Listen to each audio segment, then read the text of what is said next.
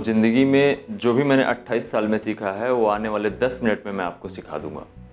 नमस्कार, मेरा नाम राज है और मैं एक यूट्यूबर हूँ। ये वीडियो मैं रात के 12:45 पर शूट कर रहा हूँ। रीज़न ये है कि दिन में मैं अपनी जिम्मेदारियों का बोझ उठाता हूँ। मैं देहरादून में एक मिंत्रा का डिलीवरी बॉय का जॉब करता हूँ। दिन में मेरे कंधों पे घर की जिम्मेदारियों का बोझ होता है और रात को अपने सपनों के लिए जीता हूँ मैं। आज रात नींद नहीं आ रही थी तो सोचा कि कुछ कैमरा टॉक कर लिया जाए, कुछ कैमरे से बात कर ली जाए। आई होप, पता नहीं आपको ये वीडियो पसंद आएगी नहीं, मेरी बातें अच्छी लगेंगी कि नहीं लगेंगी, लेकिन फिर भी मैं आपसे आज अपने मन की बात करना चाहता हूँ। और ये मन की बात मैं बिना झूठ बोले, बिना किसी बनावट के, एकदम अनफिल्टर्ड वे में रिप्रेजेंट करना चाहता हूँ। आज मैं आपको वो सारे अपने जीवन के अनुभव को बताऊँगा जो मैंने 28 साल में किए हैं और जो इनसे मैंने कुछ सीखा है। आज मैं YouTube पे एक मोनेटाइज्ड यूट्यूबर हूँ और मैंने इस सफ़र को तय करने में तकरीबन अपने जीवन के 3 से 4 साल YouTube पे लगाए। इससे बचा हुआ जो पहले का समय था उसको मैंने अपने स्टडीज़ में और कुछ टाइम मैंने कुछ पॉलिटिकल लोगों के साथ रह के एक अच्छा खासा बिजनेस एम्पायर बिल्ड करने में भी लगाया। वहाँ से फ्लॉप होने के बाद मैंने कुछ ऐसा सोचा, एक ना एक दिन जीवन में आपके भी एक समय आएगा जब आप ये समझ जाएंगे कि मेरा कोई नहीं है, मेरा कोई नहीं है, मेरी कोई मदद नहीं करने वाला है। मुझे अब जो कुछ करना है वो खुद करना है और जो कुछ हूँ खुद का मैं खुद ही हूँ। बेहतर होगा इस चीज़ को आप समय से ही रियलाइज कर लें। आप इस चीज़ को जितना जल्दी रियलाइज कर लेंगे, आप अपने जीवन को उतना ही आसान और उतना ही बेहतरीन तरीके से जी पाएंगे। तो चलिए अपनी बातचीत को शुरू करते हैं। When I was 6 year old I leave my home. मैं अपना घर छोड़ दिया। घर की कुछ परेशानियाँ भी थीं और कह सकते हैं कि पेरेंट्स का ये डिसीजन था कि इन्हें बाहर रख के कहीं पढ़ाया जाए। I have started my studies इन गुरुकुल अयोध्या। एक गुरुकुल काइंड ऑफ लिविंग थी। मुझे गौ सेवा करनी पड़ती थी, मंदिरों में पूजा करनी पड़ती थी, सुबह शाम करता था मैं, और उसके साथ बर्तन धुलना और घर के सारे काम करना, तो मुझे खाने और पढ़ने के पैसे मिलते थे। इस तरीके से मैंने अपनी लाइफ की स्टडी स्टार्ट की। पढ़ते पढ़ते एक समय आया कि पता चला कि नौकरी कुछ होती है, कुछ करना होता है, जिम्मेदारियां होती हैं। घर आया तो देखा माँ परेशान है, पिताजी परेशान हैं, घर पे फाइनेंशियल इशूज़ हैं। कुछ बड़ा करना चाहा, अकेला ट्रेन पकड़ा और मुंबई निकल गया।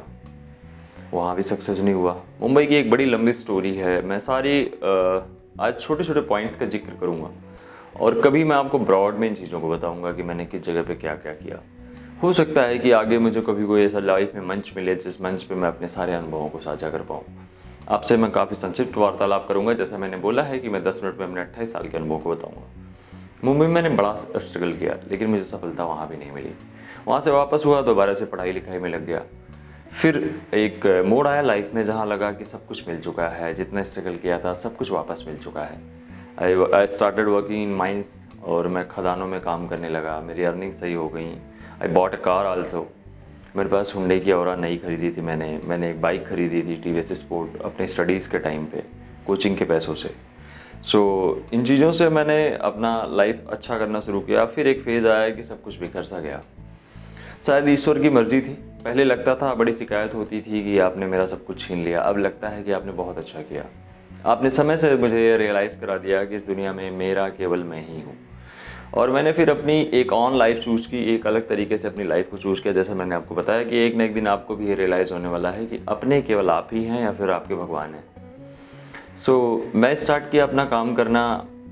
मुझे ऐसा लगा कि कुछ मुझे ऐसा करना चाहिए जिसमें मुझे किसी की मदद नहीं चाहिए। I have started my YouTube channel और इस चैनल पे मैं आज आपसे बात कर रहा हूँ। आज मेरे 7,500 सब्सक्राइबर्स हैं और मैं एक मोनेटाइज चैनल लेके आपके सामने बैठा हुआ हूँ। चैनल मोनेटाइज करने में मुझे 2 साल लगे। इसका सबसे बेस्ट और अहम पार्ट, अगर मैं सागर को गागर में भर के आपको दूँ, I was consistent about my content posting. कुछ प्रॉब्लम्स आई, कुछ difficulties I, but I have not never stop it. मैं पोस्ट करता रहा। आप लोगों का प्यार मिला और मैं मोनेटाइज हो गया।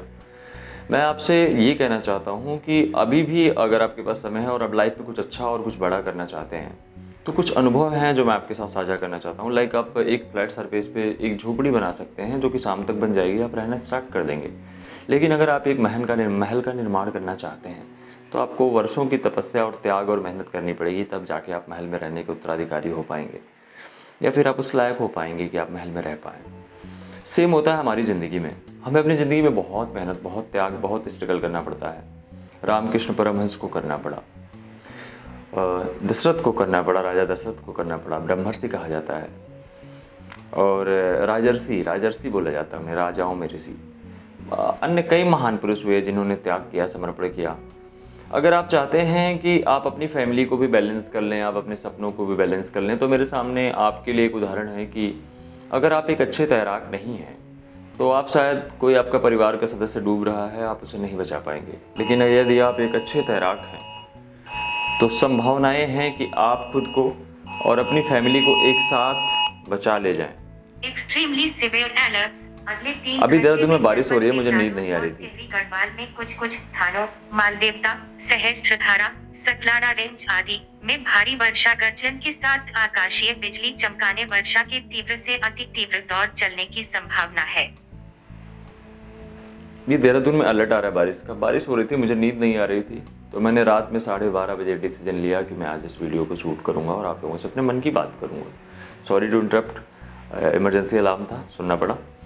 तो मैं ये कह रहा था कि अगर आप एक अच्छे तैराक नहीं हैं और आपके परिवार का कोई सदस्य डूब रहा है और आप उसे बचाने के लिए कूदेंगे, पूरी संभावनाएं हैं कि वो आपको लेके भी डूब जाएगा। लेकिन यदि आप थोड़ा समय देकर खुद को तैराक बना लेते हैं तो शायद आपकी इंटायर फैमिली डूब रही होगी और आप एक जंप से पूरी की पूरी फैमिली को 1 बाय 1 बचा के बाहर ले आ पाएंगे।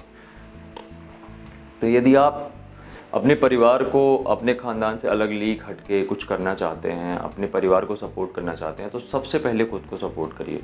अपने आप को इतना मजबूत बनाइए कि आप अपने कंधों पे पूरे परिवार की जिम्मेदारियां उठा सकें। ऐसा मैं नहीं कह रहा हूँ, ऐसा बहुत से लोगों ने किया। सौरभ जोशी एक सक्सेसफुल यूट्यूबर हैं इंडिया के, उनको सब जानते हैं।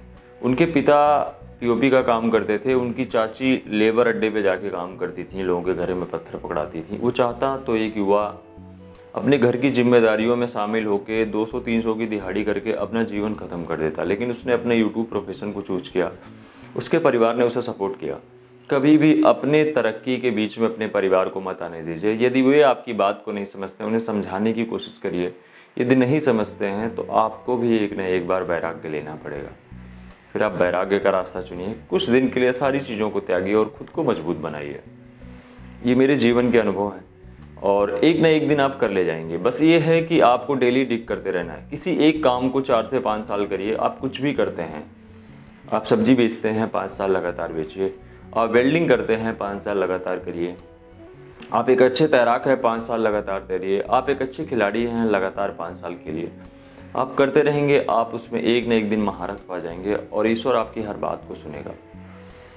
कर्मण्येवाधिकारेषु मा फलेषु कदाचन। कर्म करिए, फल की इच्छा ईश्वर पे छोड़ दीजिए। अपने कर्म को पूरी निष्ठा से, बिना किसी नशे के। कहते हैं कि होश में चलाई गई कुदाल एक पूजा के बराबर होती है। इस चीज़ को करें, आप ना एक दिन अपने लाइफ में ज़रूर सफल हो जाएंगे। हालांकि अपने बारे में तो मैं बस ये कहना चाहता हूँ कि मुझे नहीं पता मेरे जीवन की कहानी क्या होगी, लेकिन उसमें ये कभी नहीं लिखा होगा कि मैंने हार माना था। मैं तो लड़ूंगा, अपने आखिरी सांस तक लड़ूंगा मैं। बाकी गॉड नोज, भगवान जो चाहेंगे होगा। वही है वही जो राम रचि राखा, को करी तरक बढ़ा वही शाखा। सब वही कर रहे हैं, मैं कुछ नहीं कर रहा हूँ और मुझे उन पर इतना भरोसा है कि एक ना एक दिन वो मुझे मेरे लक्ष्य तक जरूर पहुँचाएंगे। ये रही आप लोगों से एक बातचीत का हिस्सा। मेरे कैमरे की बैटरी लो इंडिकेशन मुझे दिखा रही है और मैं इसको अब चार्ज पे लगाऊंगा। ऐसे ही मैं किसी न किसी दिन रैंडम टॉक में आप लोगों के साथ बैठूंगा। मैं चाहता तो अपनी ऊर्जा का दुरुपयोग करके सो सकता था, लेकिन मैंने अपने ऊर्जा का सदुपयोग किया और आप लोगों के साथ एक फ्रेंडली टॉक किया, without any filter, without any बनावट। इसमें कोई एडिटिंग नहीं है, कुछ नहीं है, लेकिन मैंने अपने मन की बातें की हैं। अगर आप मेरी इन बातों को समझेंगे तो शायद अब भी लेट नहीं हुआ होगा। आप अपने एक ऐसे सफ़र पर निकलेंगे जहाँ आप एक अच्छे तैराक बनकर अपने परिवार की सारी जिम्मेदारियाँ अपने कंधों पर उठा लेंगे। ऐसे ही मिलेंगे किसी दिन और रैंडम टॉक के साथ।